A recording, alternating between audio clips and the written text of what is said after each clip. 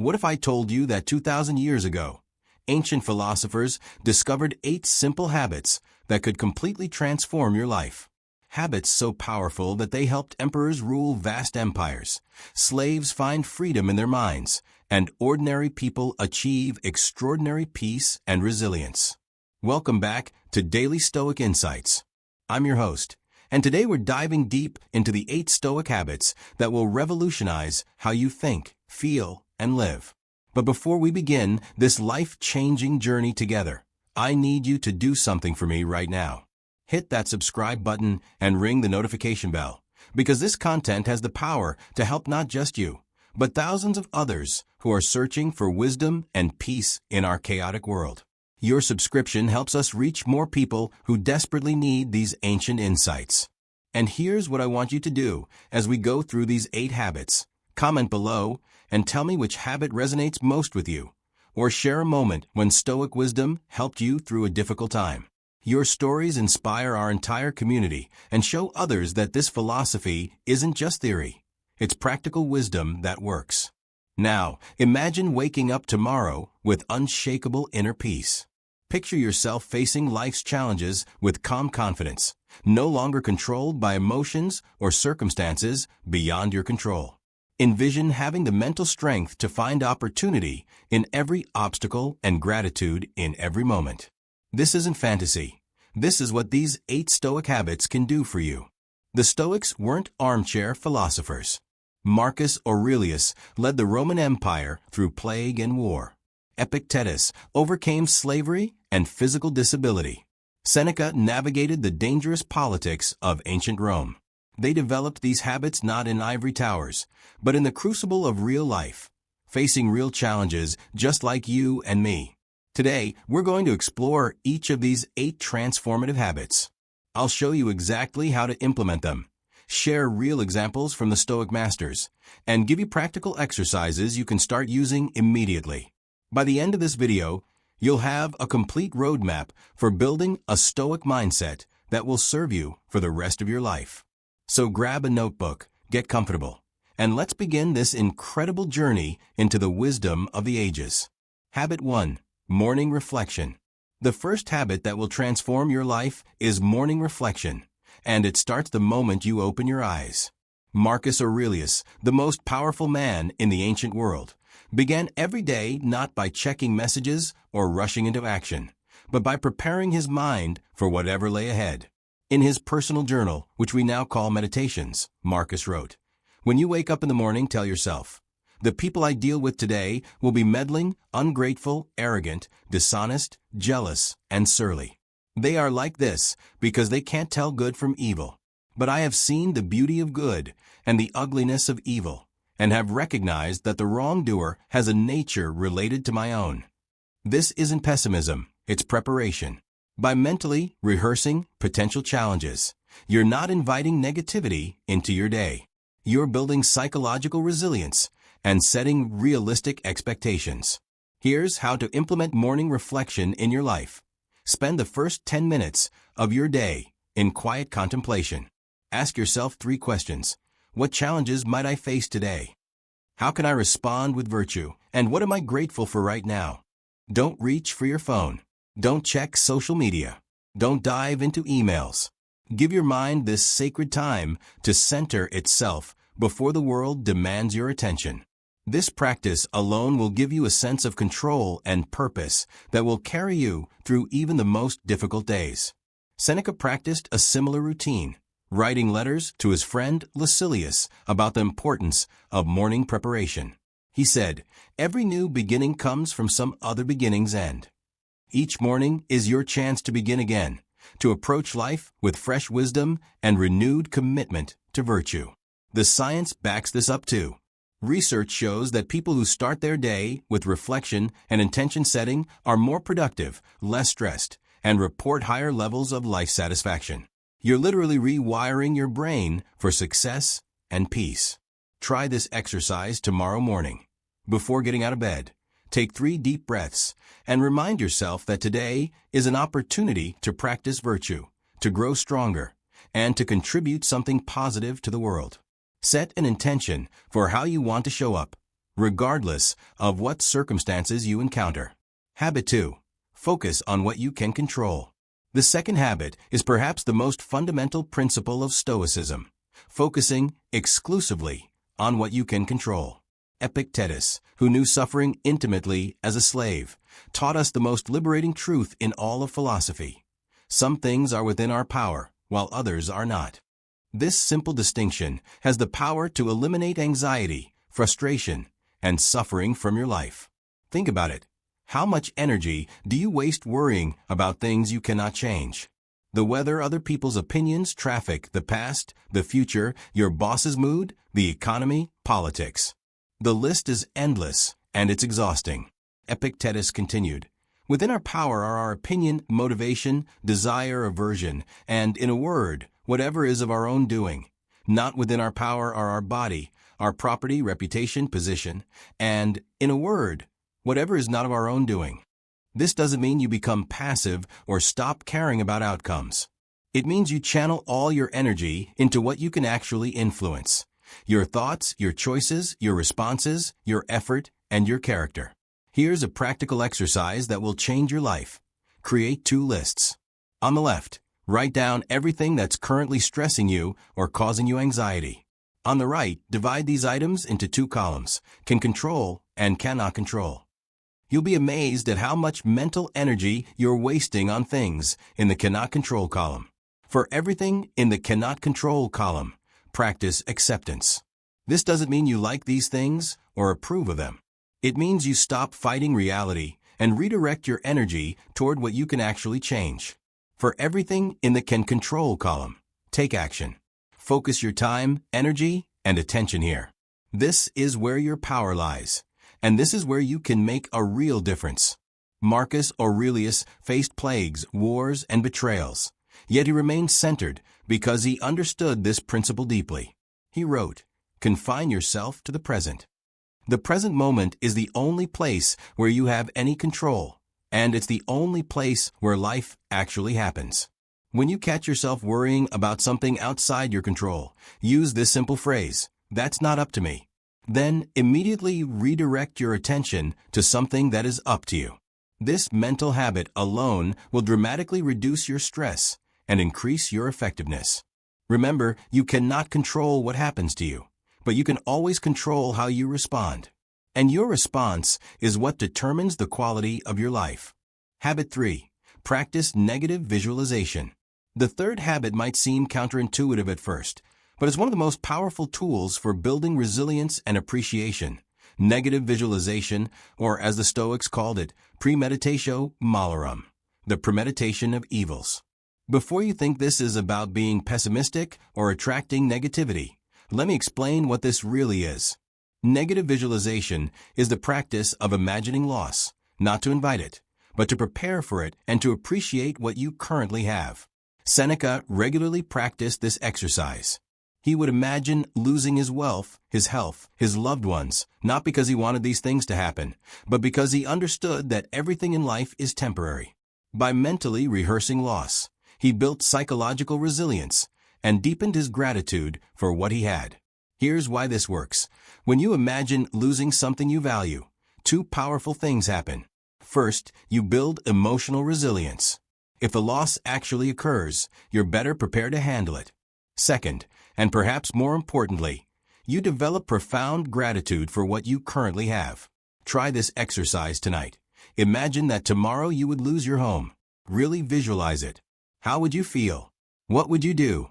Where would you go? Now open your eyes and look around your living space. Notice how much more grateful you feel for this place you call home. Or imagine losing your health. Picture yourself unable to do the physical activities you currently take for granted. Then go for a walk and notice how miraculous it is that your legs carry you, that your lungs breathe, that your heart beats without your conscious effort. This isn't morbid thinking. It's realistic preparation. The Stoics understood that loss is inevitable. Relationships end, health declines, possessions break or get lost, and ultimately, we all die. By accepting this reality instead of denying it, we become stronger and more grateful. Marcus Aurelius wrote, "Loss is nothing else but change, and change is nature's delight. When you practice negative visualization, you're aligning yourself with the natural order of things instead of fighting against it. The modern psychological research confirms what the Stoics knew intuitively. Studies show that people who practice gratitude and who mentally prepare for challenges are more resilient, happier, and better able to cope with actual adversity when it occurs. Start small with this practice. Once a week, spend 5 minutes imagining the loss of something you value. Don't dwell on it or become obsessed with it. Simply acknowledge that it's temporary, appreciate it more deeply, and build your psychological strength for whatever life may bring. Habit 4. Evening Review. The fourth transformative habit is the evening review, a practice that turns each day into a learning opportunity and each night into a chance for growth. Seneca never let a day end without examining his thoughts, actions, and responses. He wrote, "When the light has been removed and my wife has fallen silent, I examine the whole day and go back over what I've done and said, hiding nothing for myself, passing nothing by. For why should I fear any consequence from my mistakes when I'm able to say, watch out that you don't do it again, but now I forgive you." This isn't about beating yourself up or dwelling on failures. It's about honest self-reflection that leads to continuous improvement. The evening review has 3 components: acknowledgement, analysis, and adjustment. First, acknowledgement. What happened today? What went well? What didn't go as planned? What emotions did you experience? Simply observe without judgment, like a scientist studying data. Second, analysis. Why did things happen the way they did? When you responded well to a challenge, what virtues did you practice? When you fell short of your ideals, what led to that response? What patterns do you notice in your thinking and behavior? Third, adjustment. What can you learn from today? How can you respond better tomorrow? What specific actions will you take to grow from this experience? Marcus Aurelius filled his journal with these kinds of reflections. He wrote, "At dawn, when you have trouble getting out of bed, tell yourself, I have to go to work as a human being. What do I have to complain of if I'm going to do what I was born for, the things I was brought into the world to do?" Here's a simple evening review framework you can use. Spend 10 minutes before bed asking yourself these questions. What did I do well today? Where did I fall short of my values? What did I learn? How can I improve tomorrow? And what am I grateful for from today? Write down your answers. The act of writing forces clarity and helps you process the day's experiences more deeply. Over time, you'll start to see patterns in your behavior and thinking that you can consciously improve. This practice also helps you sleep better. Instead of lying awake, worrying about tomorrow, or replaying the day's mistakes, you've already processed everything and set your intention for improvement. You can rest knowing that you've learned from today and are prepared to do better tomorrow. The evening review transforms you from someone who simply experiences life to someone who learns from life. Each day becomes a stepping stone to greater wisdom, stronger character, and deeper peace. Habit 5. Embrace discomfort. The fifth habit that will revolutionize your life is learning to embrace discomfort rather than avoid it. The Stoics understood that comfort is not the goal of life. Growth is. And growth only happens when we step outside our comfort zones and face challenges head-on. Seneca regularly practiced voluntary discomfort. He would sleep on the floor, eat simple foods, wear rough clothing, and expose himself to cold and heat. This wasn't masochism, it was training. He was building his resilience and proving to himself that he could be happy with less. He wrote, "Set aside a certain number of days, during which you shall be content with the scantiest and cheapest fare, with coarse and rough dress, saying to yourself the while, is this the condition that I feared?" Modern life has made us soft. We have climate control, comfortable beds, endless entertainment, and instant gratification. While these things aren't inherently bad, they can make us weak and dependent on external circumstances for our happiness. The Stoics knew that true strength comes from proving to yourself that you can be content regardless of external conditions. When you voluntarily embrace discomfort, you build confidence that you can handle whatever life throws at you. Here are some practical ways to embrace discomfort. Take cold showers. Sleep without your phone in the room. Fast for a day. Walk instead of driving when possible. Sit in silence without entertainment. Have difficult conversations you've been avoiding. Exercise when you don't feel like it. Each time you choose discomfort over comfort, you're building what the Stoics called spiritual muscle. You're proving to yourself that you're stronger than your immediate impulses and that your happiness doesn't depend on perfect conditions. Marcus Aurelius, despite being emperor, regularly reminded himself of life's hardships. He wrote, "Remember that very little disturbs the balance of a well-trained mind. Pain is either brief or bearable. Brief pain is bearable, and bearable pain is brief."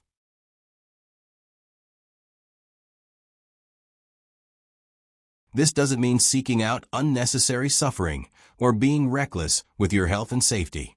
It means recognizing that some discomfort is inevitable and that by embracing it voluntarily, you become stronger and more resilient. The science supports this ancient wisdom. Research shows that people who regularly challenge themselves and step outside their comfort zones are more confident, more adaptable, and more successful in achieving their goals. Start small. Choose one small discomfort to embrace each day. Maybe it's taking the stairs instead of the elevator, or speaking up in a meeting when you'd rather stay quiet, or doing your workout even when you don't feel motivated. Over time, you'll discover something amazing. The things you once feared or avoided become manageable. Your comfort zone expands, and you develop an unshakable confidence that you can handle whatever comes your way. Habit 6. Practice gratitude daily. The sixth habit is one that modern psychology has proven to be incredibly powerful: practicing gratitude daily. But the Stoics understood this truth 2 millennia before scientists could measure its effects on the brain. Marcus Aurelius filled his journal with gratitude. Despite facing wars, plagues, and betrayals, he regularly wrote about his appreciation for life's gifts. He wrote, "When you arise in the morning, think of what a precious privilege it is to be alive, to breathe, to think, to enjoy, to love." Epictetus, despite his harsh life as a slave, taught that gratitude is the foundation of wisdom. He said, "He is a wise man who does not grieve for the things which he has not, but rejoices for those which he has." But Stoic gratitude isn't just about feeling good. It's about seeing reality clearly. When you practice gratitude, you're acknowledging the truth that everything you have is a gift that could be taken away at any moment. This perspective makes you less entitled, more humble, and infinitely more appreciative. Here's how to practice Stoic gratitude. Each morning, identify 3 specific things you're grateful for. Don't just think, "I'm grateful for my family." Be specific. "I'm grateful for the way my partner smiled at me yesterday," or "I'm grateful for my daughter's laugh," or "I'm grateful for my friend's text checking on me." Specificity matters because it forces you to pay attention to the details of your life instead of taking them for granted. It trains your mind to notice the good that's already present instead of constantly focusing on what's missing. The Stoics also practiced gratitude for challenges and difficulties. This might seem strange, but they understood that obstacles are opportunities for growth. Marcus Aurelius wrote, "The impediment to action advances action. What stands in the way becomes the way." When something difficult happens, try asking, "How is this situation helping me grow? What virtues can I practice in response to this challenge? What can I learn from this experience?" This transforms problems from sources of frustration into opportunities for development. Seneca practiced gratitude even for his enemies and critics. He understood that they provided valuable feedback and opportunities to practice patience and wisdom. He wrote, "Every new beginning comes from some other beginning's end." Modern research confirms what the Stoics knew intuitively. People who practice gratitude regularly are happier, healthier, more optimistic, and more resilient. They have stronger relationships, better sleep, and lower levels of stress and depression. But here's the key. Gratitude must be practiced, not just felt. It's not enough to occasionally feel thankful. You must make gratitude a daily discipline, just like exercise or meditation. Try this exercise before bed each night. Write down 3 things that went well during the day and why you think they went well. This simple practice will train your brain to notice positive experiences and understand your role in creating them. Habit 7. Accept what happens. The seventh habit is perhaps the most challenging, but also the most liberating. Accepting what happens without resistance. This doesn't mean being passive or giving up on your goals. It means acknowledging reality as it is, not as you wish it were. Marcus Aurelius faced plague, war, and personal betrayals, yet he wrote, "Accept the things to which fate binds you, and love the people with whom fate associates you." This is the essence of Stoic acceptance, embracing life as it unfolds rather than fighting against what cannot be changed. The Stoics understood that resistance to reality is the source of most human suffering. When something happens that we don't like, our natural tendency is to fight against it, to wish it were different, to blame others or circumstances. But this resistance only adds psychological suffering to whatever physical or practical challenges we're already facing. Epictetus taught, "Don't demand that things happen as you wish. Instead, wish that they happen as they do happen, and you will do well." This isn't about becoming a doormat or giving up your agency. It's about distinguishing between what you can change and what you must accept. Here's a practical framework for developing acceptance. When something unwanted happens, pause and ask yourself, is this something I can change or influence? If yes, take action. If no, practice acceptance. Acceptance doesn't mean you like what's happening or that you approve of it. It simply means you stop wasting energy fighting against reality. You acknowledge what is, and then you focus on how you can respond constructively. This is especially important when dealing with other people. You cannot control what others say, do, or think. You can only control your own responses. When someone treats you poorly, you have a choice. You can waste energy being angry and resentful, or you can accept their behavior as their choice and focus on responding with virtue. Seneca practiced this when dealing with difficult people in Roman politics.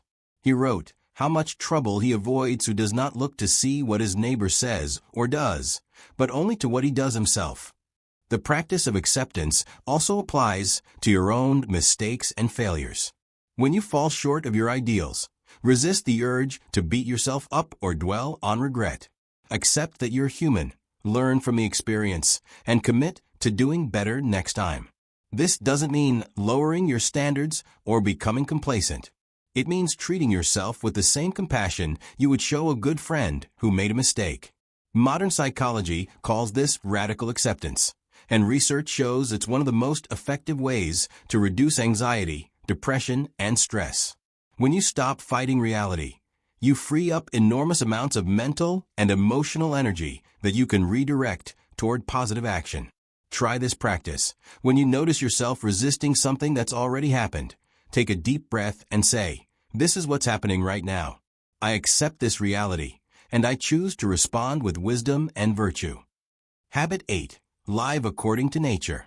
The eighth and final habit is living according to nature, not just external nature, but your own human nature as a rational, social, and virtuous being. The Stoics believed that happiness comes from aligning your life with your true nature as a human being. Marcus Aurelius wrote, "Constantly regard the universe as one living being, having one substance and one soul. Observe how all things have reference to one perception, the perception of this one living being, and how all things act with one movement, and how all things are the cooperating causes of all things that exist." Living according to nature means several things. First, it means using your capacity for reason. Unlike other animals, humans can think rationally, make conscious choices, and act according to principles rather than just instincts.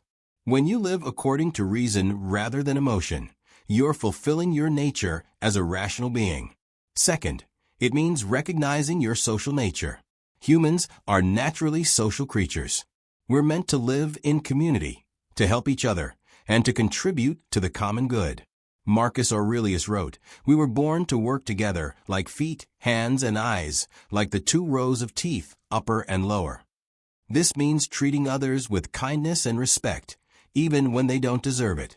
It means contributing your talents and efforts to something larger than yourself. It means recognizing that your well-being is connected to the well-being of others. Third, living according to nature means pursuing virtue above all else.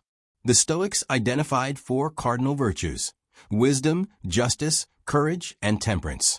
These aren't just nice ideals, they're the expression of human nature at its best. Wisdom means seeking truth and understanding. Justice means treating others fairly and contributing to the common good. Courage means facing challenges with strength and doing what's right even when it's difficult. Temperance means self-control and moderation in all things. When you organize your life around these virtues rather than external goods like wealth, fame, or pleasure, you're living according to your true nature. You're becoming who you were meant to be. Here's how to implement this habit. Each day ask yourself, how can I be more wise, just, courageous, and tempered today? Look for opportunities to practice these virtues in your daily interactions and decisions. Also, spend time in actual nature. The Stoics believe that observing the natural world helps us understand our place in the larger scheme of things. When you watch the sunrise, observe the changing seasons, or contemplate the stars, you're reminded that you're part of something much larger than your individual concerns. Seneca wrote, "Every new beginning comes from some other beginning's end." Nature is constantly changing, growing, and renewing itself. When you align yourself with this natural rhythm, you become more adaptable, more resilient, and more at peace. Living according to nature also means accepting your mortality. You are part of the natural cycle of life and death, and accepting this reality helps you focus on what truly matters and live with greater urgency and purpose. And there you have it. The 8 Stoic habits that will transform your life. Morning reflection, focusing on what you can control, practicing negative visualization, evening review, embracing discomfort, daily gratitude, accepting what happens, and living according to nature. These aren't just ancient ideas, they're practical tools that you can start using immediately. The Stoics who developed these habits faced real challenges, real suffering, and real uncertainty, just like we do today. But they discovered something profound, that happiness and peace don't depend on external circumstances. They depend on how we think, how we respond, and how we choose to live. Starting tomorrow, I challenge you to pick one of these habits and commit to practicing it for the next week.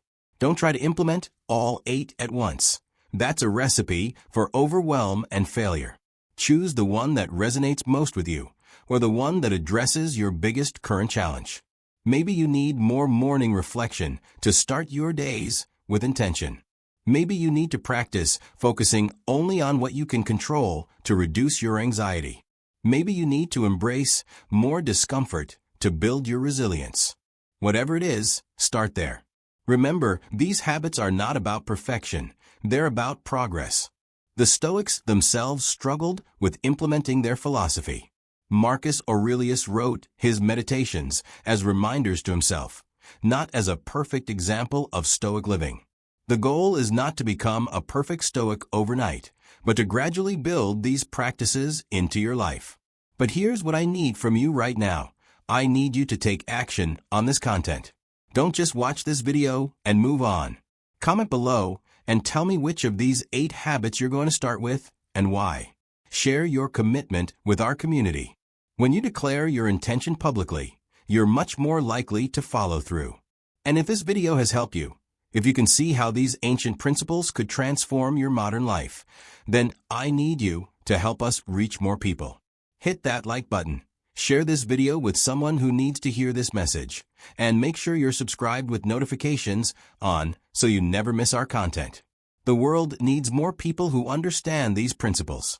We need more individuals who can remain calm in chaos, who can find opportunity in obstacles, and who can live with virtue regardless of circumstances. By practicing these habits yourself and sharing this wisdom with others, you're not just improving your own life, you're contributing to a better world. Your journey into Stoicism starts now. The ancient philosophers have given you the map, but you must take the first step. Choose your habit, start tomorrow, and begin the transformation that will serve you for the rest of your life. Thank you for watching Daily Stoic Insights.